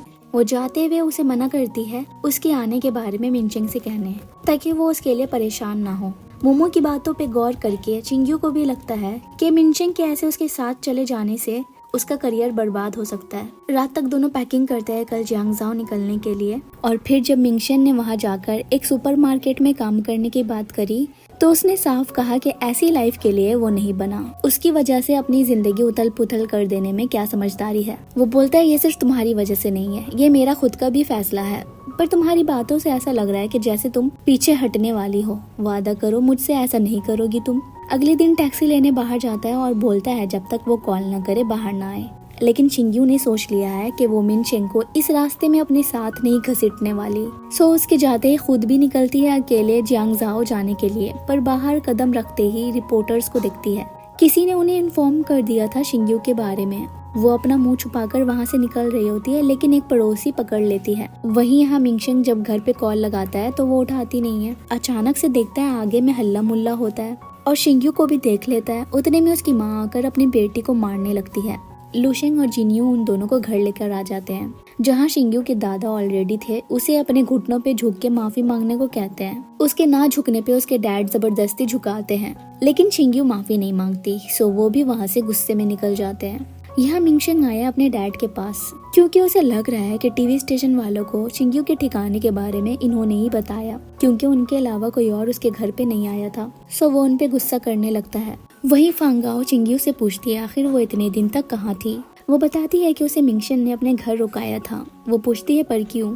उसे कैसे पता चला तुम कहाँ पे हो? जरूर तुमने ही उसे बताया होगा, क्या चल रहा है आखिर तुम दोनों के बीच? वो बोलते हैं कुछ भी नहीं, पर उन्हें उसकी नाजुक उम्र की फिक्र सता रही है और दोनों में बहस हो जाती है। इवन फानहाओ शिंग्यू को ऐसे मारती है कि उसके गालों पे खरोच आ जाती है। और यहाँ मिंगशन बस उनके घर को देखकर शिंग्यू की टेंशन ले रहा होता है। यहाँ हॉस्पिटल में मिंगशन के डैड एक पेशेंट को ऑपरेशन कर रहे थे, पर वो बच नहीं पाती। शिंग्यू जिन्यू को बता रही होती है कि कैसे उसे बड़े लोग समझ में नहीं आते। वो कहते हैं बच्चों को सच बोलना चाहिए, झूठ नहीं। दूसरों को परेशान नहीं करना चाहिए, पर खुद ने झूठ कहा, सच छुपाया और बेयू के बुली होने पर भी उसकी मदद नहीं की। दूसरे दिन फांगाओ डोर पे लोहे की गेट भी लगवा देती है, फिर आती है मिंगशेंग को उसका जैकेट देने और बोलती है कि मेरी बेटी से दूर रहना। घर आकर शिंग्यू को भी कहती है उस लड़के से दूर रहना वरना अच्छा नहीं होगा, और अब से तुम्हें स्कूल लाना ले जाना मैं करूंगी। स्कूल में शिंग्यू को सब घूर घूर कर देखने लगते हैं टीवी न्यूज की वजह से। वहाँ वो मिंगशेंग को इग्नोर भी करने लगती है। शिंग्यू को उसके क्लास टीचर बोलते हैं मैं जानता हूँ तुम्हारे साथ स्कूल में कैसा सिचुएशन चल रहा है, फिक्र मत करो, स्कूल में एंटी बुली सिस्टम आ गया है जिसे वाइस प्रिंसिपल खुद देख रहा है, और अगर कभी भी तुम्हें जरूरत महसूस हो किसी से बात करने की तो काउंसिलर को जरूर से रीच आउट करना। ब्रेक टाइम में भी वो मिंगशेंग को नजरअंदाज करते करते भागते हुए खाली क्लास की तरफ आ जाती है और मिंगशेंग भी उसके पीछे। डोर नॉक करके पूछता है उसे बिना बताए ऐसे करने की वजह, उसे ऐसे छोड़कर क्यों गई वो। पर दरवाजा खुलता है तो उसके फ्रेंड्स होते हैं जो ये सुनकर उसको टीज करते हुए पूछते हैं कौन है वो लड़की। वो शिंग्यू से स्विमिंग क्लास के टाइम भी इसका जवाब मांगता है पर वो उससे दूरी बनाई जा रही थी। उसके फ्रेंड्स भी ये सब देख रहे होते हैं और क्लास खत्म होने के बाद जिलिन बोलता है चाओ फैमिली का मामला बहुत कॉम्प्लेक्स है तो तुम चिंग्यू से डिस्टेंस ही रखो। लेकिन शेनहाओ को समझ आ गया है कि मिंगशेंग के दिल में शिंग्यू को लेकर कुछ तो समथिंग चल रहा है, और उसे ये भी लगता है कि शिंग्यू के दिल में भी यही है। घर पे वो देखता है अपने माँ और अपने बचपन के फोटो एल्बम जिसे उसके डैड ने वहाँ रखा। सो उनसे इसका जवाब मांगने जाता है हॉस्पिटल, लेकिन वहाँ पता लगता है कि उसके डैड को एक पेशेंट के मरने के बाद उसकी फैमिली वालों ने उसके डैड के खिलाफ कंप्लेंट किया जिसकी वजह से उन्हें सस्पेंड कर दिया गया है। सो वो उनके घर जाता है पूछने के आखिर उन्होंने उसकी माँ की यादों को अच्छे से संभाल कर क्यों रखा। जब वो बोलते हैं कि मैं बस ये तुम्हारे लिए रख रहा था, सोचा कि एक बार बड़े हो जाओगे तो ये तुम्हें सौंप दूंगा, तो वो जाते हुए उन्हें कहता है कि ऐसे टफ बनने की जरूरत नहीं है और वो चीजें वो ना करे जो उनसे नहीं हो पा रहा है, जैसे कि एक अच्छा बाप बनना। शिंग्यू के घर में मोमो शिंग्यू को किसी बहाने से बाहर बुलाती है और उसे उसकी चोट को छुपाने के लिए कंसीलर देती है। शिंग्यू बोलती है कि उसकी हिम्मत खत्म होते जा रही है, जो भी उसने बेयू के लिए किया उसके बदले चाहे तो उसकी फैमिली उसे डांटे मारे पर वो चाहते हैं माफी मंगवाना, जबकि वो गलत भी नहीं है। मोमो बोलती है कि मुझे जब भी इन सब चीजों से दूर जाना होता है तब मैं डांस करती हूँ, तुम भी डांस क्लब ज्वाइन कर लो ना। इवन शिंग्यू को भी डांस करना पसंद था और वो बेयू के ड्रीम को भी रियलाइज करना चाहती है। उन दोनों को दूर से उसकी माँ देख रही होती है। वहीं लू शेंग अपने फैमिली को बोलते हैं कि वो अपनी बेटी को उनके पास लेकर आएंगे, लेकिन फांगा उनका फोन लेकर कहती है कि उनकी बेटी वहाँ नहीं जाएगी, वो अपने शिंग्यू के साथ ज्यादती नहीं होने देंगी। पर शिंग्यू के डैड को बस अपनी फैमिली की पड़ी है और उन्हें लगता है कि उनकी बेटी ने गलत की है तो माफी तो मांगनी ही चाहिए। फांगाओ कहती है एक बार तो अच्छे बाप बन जाओ, और अब रिग्रेट करिए उनके साथ इतनी दूर तक आने पे। और बोलती है कि मुझे तो उसी वक्त अपनी दोनों बेटियों को लेकर चला जाना चाहिए था जब तुम्हारी फैमिली को बेटा चाहिए था। दोनों में बहस इतनी ज्यादा हो जाती है कि बात डिवोर्स तक पहुंच जाती है। जिन्यू भी कहता है शिंग्यू से एक बार जाकर माफी मांग लो वरना मॉम डैड आपस में लड़ते रहेंगे और डिवोर्स लेकर ही छोड़ेंगे। तो वो बहुत सोच समझकर अपने डैड से कहती है कि वो उनके साथ गाँव जाएगी माफी मांगने। वो बोलते हैं ठीक है, पर इस बात की खबरें फांगाओ को नहीं लगनी चाहिए। वहाँ जाकर माफी मांगने के बावजूद भी उन लोगों का जी नहीं भरता। उसके दादा तो अपने बेटे को लाठी देकर शिंग्यू को मारने तक को कहते हैं, लेकिन उसके ऐसा ना करने पे अपने बेटे को मारने लगते हैं। उतने में फांगाओ आ जाती है और सबसे झुककर माफी मांगते हुए कहती है कि शिंग्यू को ये सब करने को मैंने कहा था। इफान तो उसे कोसने लगती है। शिंग्यू को भी अच्छा नहीं लग रहा कि उसकी माँ उसको बचाने के लिए सारा इल्जाम खुद पे ले रही है। वहाँ से सब कुछ कड़वा होकर वो लोग वापस आ रहे होते हैं और लू शेंग को अभी भी अपनी फैमिली के साथ रिश्ते खराब होने की पड़ी रहती है। जिनियो को भी घर का माहौल अच्छा नहीं लग रहा था, सो वो कहता है कि वो इस सेमेस्टर कैंपस में ही रहेगा। अगले दिन फांगाओ बोलती है कि वो बस शिंग्यू की जिंदगी बेहतर करना चाहती है। ये उम्र अभी सिर्फ पढ़ाई करने का है, डिस्ट्रैक्ट होने का नहीं। एक बार वो यूनिवर्सिटी चली गई तो उसकी लाइफ में इंटरफेयर करना बंद कर देंगी। इवन अगर उसे घर में अच्छा नहीं लग रहा, जैसे कि उनको भी नहीं लग रहा, तो वो जहाँ चाहे जा सकती है। पर तभी जब वो बड़ी होकर अपने पैरों पे खड़ी हो जाएगी, वो अपनी माँ की बात समझने की कोशिश करने लगती है। स्कूल में देंगमी और गुआन लान शिंग्यू की सीट खराब करने में लगी थी, तभी जेलिन और शेनहाओ आकर उसे ही उस सीट पे बैठा देते हैं, क्योंकि अब वो जानते हैं मिंगशेंग लाइक्स शिंग्यू तो अपने दोस्त का साथ देंगे। ब्रेक टाइम पे शेनहाओ शिंग्यू को मिंगशेंग का भेजा हुआ नोट देता है जिसमें लिखा था मैं हमेशा तुम्हारे साइड रहूंगा। शेनहाओ से जब मिंगशेंग पूछता है शिंग्यू ने क्या जवाब दिया, तो वो बोलता है कुछ नहीं, लेकिन वो पढ़कर गहरी सोच में डूब गई थी। शिंग्यू जब अपने माँ के साथ आ रही होती है तब पड़ोस की औरत उसे कहती है, तुम मिनशिंग के घर पे रह रही थी ना, मैंने देखा था उसे तुम्हारे साथ टैक्सी से बाहर आते। उसकी माँ बोलती है, तुम अपने काम से काम रखो। जिन्यू भी आकर अपनी माँ और बहन को घर के अंदर ले जाता है। उसकी माँ फिर जाती है रेस्टोरेंट। जाने से पहले जिन्यू से कहती है, निकलते वक्त ताला लगाकर मुझे चाबी दे देना। उसके जाने के बाद शिंग्यू जिन्यू से फेवर मांगती है कि वो मिनशिंग से मिलने जा रही है, सो वो इतना करे कि इस बारे में माँ को पता न लगने दे। फिर वो उसे मैसेज करके पेड़ के पास बुलाती है और कहती है कि उसकी माँ की वजह से वो उसे इग्नोर कर रही थी, साथ ही वो उसकी शुक्रगुजार है जो भी उसने उसके लिए किया। पर उन दोनों के बीच ना कुछ पहले था और ना फ्यूचर में कभी हो सकता है, क्योंकि वो यहीं रहने वाली है और वो फ्रांस जाने वाला है। वो उसके फ्यूचर के बीच नहीं आ सकती।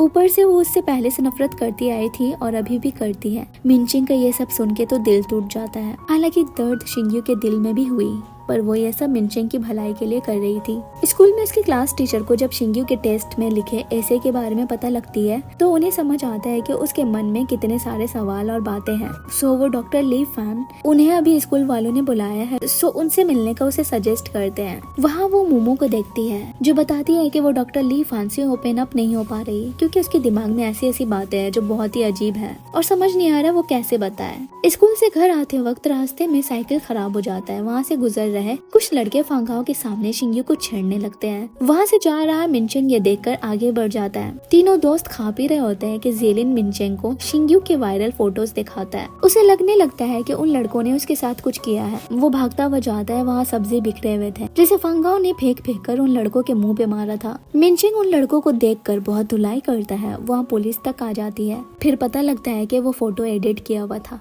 घर पे फांगाओ शिंग्यू को कल ब्लड टेस्ट के लिए ले जाने की बात करती है। रात तक उसके डैड शिंग्यू से अपनी दिल की बात कहने लगते हैं कि उन्होंने और फांगाओ ने लव मैरिज की थी, लेकिन फिर भी ऐसा कैसे हो गया उन्हें पता नहीं चला। शायद वो ही अपनी जिम्मेदारी सही से नहीं उठा सके। स्कूल में मिनशिंग के डैड को बुलाया जाता है उनके बेटे की वजह से। उन्हें थोड़ा सुनना भी पड़ता है। रात में वो अपनी माँ से वीडियो कॉल पे बात कर रहा होता है और जब वो देखती है कि मिनशिंग अब तक अपने डैड से नाराज है तो वो उसे सच बता देती है कि वो ही घर छोड़ना चाहती थी क्योंकि वो रोज रोज के झगड़ों से तंग आ चुकी थी। वे मिनशिंग को लेकर जाना चाह रही थी, लेकिन फाइनेंशियली स्टेबल न होने की वजह से मिनशिंग के दादा ने ले जाने नहीं दिया। वहीं फांगियान आती है मिनशिंग के डैड से मिलने और यहाँ शिंग्यू देखती है बाहर पुलिस आई है क्योंकि मोमो ने अपने डैड के खिलाफ कंप्लेंट किया था। अगले दिन मोमो बताती है कि वो लाइफ में एक बार बहादुर बनना चाहती थी, इसीलिए ऐसा किया। पुलिस ने कहा कि फिर से वो ऐसा कुछ करे तो उन्हें बताए। हालांकि उसके डैड इसके बाद से और भी ज्यादा हाइपर हो गए और उसकी माँ को सुनाते रहते हैं और उसकी माँ मोमो को ब्लेम देती है। रात तक शिंग्यू अपनी रिपोर्ट अपनी माँ को दिखाती है जो कि नेगेटिव था। कॉलेज एंट्रेंस एग्जाम होने में बस 2 महीने के वक्त बचे हैं। शिंग्यू स्टूडियो में डांस किया करती है। मिनशिंग बास्केटबॉल खेलता है और दोनों स्कूल में एक दूसरे को अवॉइड करते हैं। वहीं जब देंगमी गोवालन और जियांगनान को इंटरनेट से पता लगता है शिंग्यू के घर से भागने और उसकी बहन बेयू की सच्चाई, तब वो शिंग्यू को समझने लगते हैं। एक रोज जिनरियो आता है शिंग्यू के स्कूल के बाहर उसे आखिरी बार बाय बोलने क्योंकि वो हंजाओ छोड़कर जा रहा है और ये भी बताता है कि वो और बेयू एक दूसरे से कितना प्यार करते हैं। पर जब उनका सच बाहर आया तो ये सब हो गया। और वैसे भी गांव का मामला शहर से बिल्कुल अलग है, इसीलिए वो भी बेयू का साथ नहीं दे पाया। जाते हुए उसे बेयू का म्यूजिक बॉक्स लौटा देता है क्योंकि उससे ज्यादा ये शिंग्यू डिजर्व करती है। मिनशिंग अपनी पैकिंग करके डॉम में शिफ्ट हो जाता है। फ्रेंच सीख रहा होता है और स्कूल आना भी बंद। मिनशिंग और शिंग्यू के बीच दूरियां होने के बावजूद वो चुपके से शिंग्यू को पेड़ से उसकी माँ के साथ जाते देखता है। शिंग्यू की नजर भी हमेशा उसके फ्लैट पे टिकी रहती है, जिसे देखकर वो पड़ोसन कहती है कि वो तो चला गया यहाँ से। वही मिनशिंग आया है मोमो से मिलने और उसे बताता है कि उसने स्कूल से लीव लिया है, डॉम में रह रहा है क्योंकि एक तो वैसे उसके डैड लॉ सूट की वजह से परेशान है। वो उन्हें और ज्यादा परेशान नहीं करना चाहता। उसके बाद वो मोमो को डॉक्टर लीफान का नंबर देता है जो कि उसके डैड की क्लासमेट रह चुकी है। साथ ही ये नंबर शिंग्यू से भी शेयर करने को बोलता है। वो जब शिंग्यू से मिलती है तो पूछती है क्या हुआ है आखिर तुम दोनों के बीच। वो बहुत मुरझाया सा लग रहा था, लेकिन वो खामोश रहती, कुछ जवाब नहीं देती। तो मोमो ही उसे डॉक्टर का नंबर देकर बताती है कि मिनशिंग ने ही उसे देने को कहा था। एक रोज क्लास के दौरान अर्थक्वेक आ जाता है। टीचर सबको बाहर मैदान में जाने को कहते हैं। उनके स्कूल को तो नहीं कुछ होता है, पर कुछ जगह पे तबाही हुई होती है, लोग फंसे हुए हैं। स्टूडेंट्स उनकी मदद के लिए पैसे कलेक्ट करते हैं, इवन बाहर जाकर फंडिंग इकट्ठा करने की भी बातें करते हैं, जिसपे उसके क्लास टीचर गुस्सा करते हुए बोलते हैं तुम लोगों को अभी अपने पढ़ाई पे ध्यान देनी चाहिए, इन सब के लिए हम बड़े हैं। उनका रिएक्शन स्टूडेंट्स को सेल्फिश लगता है, लेकिन जब पता लगता है कि उस एरिया में उनकी फैमिली फंसी हुई है तो उनके लिए बुरा लगने लगता है। उनके क्लास में बदमाशी करना तब से बंद कर देते हैं। वही मोमो और शिंग्यू अपनी टीम के साथ मिलकर डांस प्रैक्टिस कर रही होती है, जिसे वो स्कूल की तरफ से रिप्रेजेंट करने वाले हैं कम्युनिटी चैरिटी के दिन। शिंग्यू के डांस को देखकर वो पूछती है, इतना टैलेंट होने के बावजूद भी तुम क्लब ज्वाइन क्यों नहीं करना चाहती? वो बोलती है क्योंकि बेयू डांस करती थी और उसकी माँ को लगता है जो लड़कियां डांस करती है वो आवारा होती है, इसीलिए वो नहीं चाहती उनके इमोशन को हर्ट हो। वही जिलिन मिनशेंग को दिखाता है कि उसके डैड का केस पूरे इंटरनेट पे वायरल हुआ है। उतने में उसके डैड भी आ जाते हैं। अपने बेटे से पूछते हैं ऐसे बिना बताए घर से जाने की वजह। वो बोलता है, आपने भी कौन सा मुझे अपने और माँ के बारे में सच बताया था? अब से आप मेरी फिक्र मत करो, अपने ऊपर ध्यान दो। वहीं घर पे शिंग्यू देखती है एक डिलीवरी आई थी उसके लिए, जिसे जिन्यू देना भूल गया था, और वो था बेयू का मेडिकल रिपोर्ट्स की पूरी डिटेल। उसमें था कि उसके कंडीशन स्टेबल हो गए थे, तो उन्हें समझ नहीं आ रहा कि सब कुछ सही होने पर भी वो मरी कैसे है। फिर वो याद करती है कि कैसे एक रोज जब वो हॉस्पिटल के बाहर थी अपने पेरेंट्स के लिए गर्म कपड़े लेकर, लेकिन उन्होंने उसे बाहर से वापस जाने को कहा। रास्ते में वो बेयू को एक ब्रिज के पास अकेले ठंड में खड़ा देखती है, तो डांट लगाते हुए कहती है, एक तो वैसे ही मॉम डैड तुम्हारे लिए परेशान रहते हैं, रेस्टोरेंट भी बंद करके यहाँ आ गए हैं, एक पैसे की कमाई नहीं हो रही है, जिन्यू के पेरेंट टीचर मीटिंग मुझे अटेंड करना पड़ता है, ऊपर से तुम ऐसे करके हमारी परेशानियाँ बढ़ा रही हो। वो बोलती है, हाँ जानती हूँ, मैं हमारी फैमिली पे बोझ बन चुकी हूँ, पर फिक्र मत करो, मैं सब कुछ सही कर दूंगी। वही मोमो के घर पे फिर से हो रहा है झगड़ा। उसके डैड उसकी माँ को घसीटते हुए घर से निकाल रहे होते हैं, जिस पे मोमो उन्हें रोकती है और वो उसे ऐसा हटाते हैं कि वो गिर जाती है और उसके पैर पे चोट आ जाती है। वो शिंग्यू को बताती है कि उसके ऐसे गिरने की वजह से उसकी माँ ने अपने हस्बैंड से फाइट किया और उसके डैड ने वादा किया है कि वो शराब नहीं पियेंगे अब से। एक लड़की मोमो से पूछती है, परफॉर्मेंस कल होने वाला है, लीड डांसर के बिना परफॉर्मेंस कैसे हो सकता है? सो वो शिंग्यू को बोलती है डांस लीड करने के लिए। अगले दिन वो जिन्यू की घर की चाबी छुपा देती है ताकि वो उसे लॉक ना करे। वहाँ सब नर्वस हो रहे होते हैं, उतने में शिंग्यू आती है और डांस क्लब ज्वाइन कर लेती है। वहाँ ऑडियंस में मिनशेंग भी अपने दोस्तों के साथ आया होता है। हांजाओ स्कूल से परफॉर्मेंस के लिए सब आते हैं। शिंग्यू को डांस करता मिनशेंग स्माइल करते हुए देख रहा होता है। परफॉर्मेंस खत्म होते ही वहाँ से गुजर रही उसकी माँ उसे देख लेती है। शिंग्यू भी उन्हें देखकर भागने लगती है। मिनशेंग उसका हाथ पकड़कर वहाँ से ले जाता है। जब फांगहाओ मोमो से पूछती है शिंग्यू कहाँ है, वो बोलती है वो यहाँ कैसे हो सकती है, जरूर आपको कोई गलतफहमी हुई है। वही मिनशेंग शिंग्यू को पेड़ के पास ले जाता है। दोनों एक दूसरे को देखने लगते हैं, फिर वो वहाँ से चला जाता है। रात में जिन्यू बताता है कि मैंने माँ को कन्विंस कर लिया है कि वो डांसर तुम नहीं थी, लेकिन तुम्हारा डांस वाकई बेयू की तरह अच्छा था। अगले दिन स्कूल में देंगमी, ग्वानलान और जियांगनान शिंग्यू को अपने साथ लंच के लिए बुलाती है और देंगमी कहती है क्यों ना अब से पास्ट के बारे में सब कुछ भुलाकर हम नई शुरुआत करें। वही क्लास के दौरान मिनशिंग को उसके फ्रेंड का मैसेज आता है, लिखा था तुम्हारे डैड का लॉ सूट का मामला बहुत सीरियस हो गया है, तुम्हें उनसे बात करनी चाहिए। सो वो आता है हॉस्पिटल फांगियान से पूछने क्या ये सच है जैसे कि आर्टिकल में लिखा है कि उसके डैड ने पैसों के लिए पेशेंट को मारा। वो बोलती है बिल्कुल भी नहीं, पेशेंट जब आई थी तो उसकी बीमारी लास्ट स्टेज पे पहुंची हुई थी। इवन तुम्हारे डैड से पहले कई डॉक्टर्स ने सर्जरी करने से मना कर दिया था रिस्क की वजह से, लेकिन उसकी फैमिली वालों ने तुम्हारे डैड के सामने बहुत गिड़गिड़ाया। सक्सेसफुल रहा सर्जरी, पर उसके बाद कॉम्प्लिकेशंस बहुत हो गए थे। सो उन्होंने दूसरी सर्जरी की, लेकिन वो बच नहीं सकी। पेशेंट के इन लॉज ने पेमेंट करने से मना कर दिया और पेशेंट का मौत का इल्जाम तुम्हारे डैड पे दे दिया। वो पूछता है आखिर उन्होंने हाँ कहा ही क्यों? वो बोलती है ये तो तुम्हें उनसे ही पूछना चाहिए, पर मैं ये इतना जानती हूँ कि उन्हें जो सही लगता है वो बिना किसी से कहे वही करते हैं, भले उसके बदले उन्हें गलत समझकर जज ही क्यों न किया जाए। वो आता है अपने डैड के पास और देखता है कुछ बुक्स फ्रांस में कैसे अडेप्ट करे जो कि उनके बेटे के लिए थी। ये देखकर उसे समझ आता है कि वो उसका बिना बताए कितनी केयर करते हैं। वही हुआन शिंग्यू के लिए डिनर लेकर आई होती है रेस्टोरेंट से। उसी दौरान बताती है कि जिनरियो जहाँ काम कर रहा था वहाँ पे उसके और बेयू के बारे में सच पता लग गया। सो उसने जॉब छोड़ दी और वो लापता है तब से। उसका कहना है कि जिनरियो ने जो भी किया वो गलत था और उसे सजा भी मिल चुकी है, पर अब तक उससे नफरत करते रहना सही नहीं, क्योंकि जिनरियो की शादी खराब करने के बाद जब वो भाग गई तब पूरी फैमिली उसके स्कूल जाकर तमाशा करने वाले थे, पर उन्हें जिनरियो ने ही रोका। फिर वो देखती है कि मोमो के डैड को एम्बुलेंस ले गई। स्कूल में मोमो को ढूंढती है पर वो आई नहीं होती। सो वो अपनी माँ के साथ जाती है हॉस्पिटल उसके डैड के बारे में हालचाल लेने। मोमो रो रही होती है क्योंकि उसके डैड को लिवर कैंसर हो गया है। वो जिस इंसान को चाहती थी कि वो मर जाए, पर अब जब वो मर रहे हैं तब समझ नहीं आ रहा है कि उसे कैसे फेस करे। स्कूल में डॉक्टर ली फान कुछ पोस्टर्स लगाते हुए शिंग्यू को वहाँ देखकर उसे भी इसमें वॉलंटियर करने को कहती है। उनकी ऑर्गेनाइजेशन एड प्रिवेंशन से रिलेटेड अवेयरनेस पे काम करती है। वहीं हॉस्पिटल में मोमो के डैड मोमो के साथ पास्ट के अच्छे पलों को याद कर रहे होते हैं। मिंगशिंग भी हॉस्पिटल आया हुआ था मोमो को देखने के लिए। फांगियान से उस मरे पेशेंट के बारे में कुछ जानकारी मांगता है। वो बताती है पेशेंट के मरने के बाद से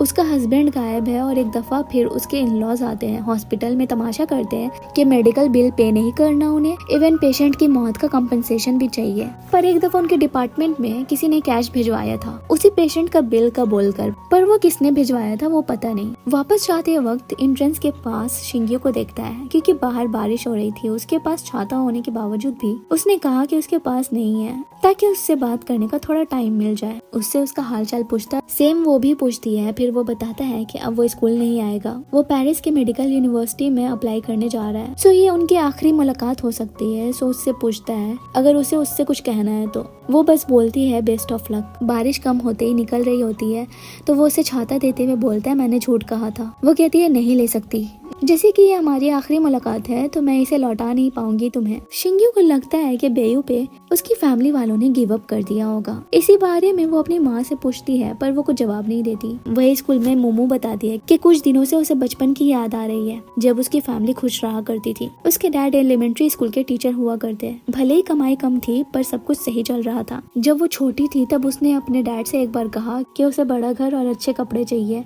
फिर उसके डैड वो जॉब छोड़कर बिजनेस में आ गए, लोन ले लिया और बिजनेस भी नहीं चल पाया। तो इन सब का ब्लेम वो खुद पे लेती है। शिंग्यू बोलती है इसमें तुम्हारी कोई गलती नहीं है। यहाँ बास्केटबॉल स्टेडियम में जिलिन और शेनाओ देखते हैं मिनशिंग को एक पेपर के साथ किसी सोच में। जब पता लगता है कि वो किसी को ढूंढ रहा है तो जिलिन बोलता है ये सब काम में तो मैं बहुत माहिर हूँ, और वो यूं उस शख्स का पता भी लगा लेता है। वही शिंग्यू आती है ली फान की ऑर्गेनाइजेशन जहाँ वो डॉक्टर झांग से पूछती है जिस इंसान का अर्ली स्टेज में इलाज चल रहा हो और स्टेबल भी हो जाए तब भी क्या वो मर सकता है। वो बोलते हैं ऐसा तो पॉसिबल ही नहीं है। वही हम देखते हैं मिनशिंग को अपने डैड के घर हमेशा से ज्यादा विजिट करते हैं और उनके साथ टाइम स्पेंड करते हैं। शिंग्यू जब घर आती है तो कोई नहीं होता। जिनियो का कॉल आता है जो बताता है उसकी माँ हॉस्पिटलाइज्ड है। डॉक्टर से पता लगता है कि उसकी माँ को मेंटल हेल्थ इशू थी। इस बारे में वो अपने डैड से पूछती है। वो बताते हैं फंगाओ बेयू की मौत के बाद से इमोशनल ब्रेकडाउन से गुजर रही थी, खासकर तब जब बेयू को उसकी फैमिली के मकबरे से एकदम अलग किसी सुनसान जगह में दफनाने को कहा गया क्योंकि वो लोग उसे अपनी फैमिली के कब्र के पास नहीं देखना चाहते थे।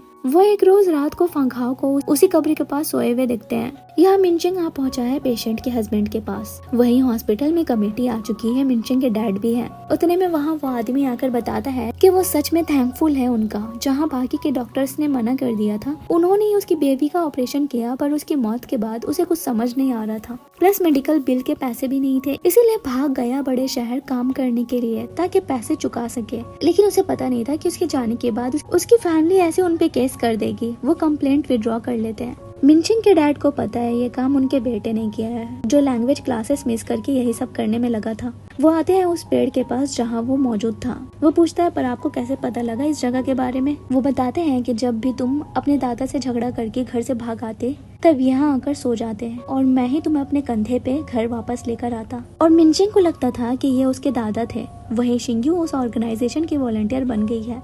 वहाँ काम किए वर्कर्स की फोटोस लगा रही होती है। वहीं उसकी नजर बेयू की फोटो पे पड़ती है। वो इसका जवाब ली फान से मांगती है। वो बताते हैं कि वो हमारे साथ वॉलंटियर किया करती, पर एक रोज उसे किसी लड़के का कॉल आया और वो चली गई। जिनियो को आकर ये सब बताती है कि बेयू की मौत एक बीमारी नहीं थी, उसने खुद ही जिंदगी से अलग होने का फैसला किया था।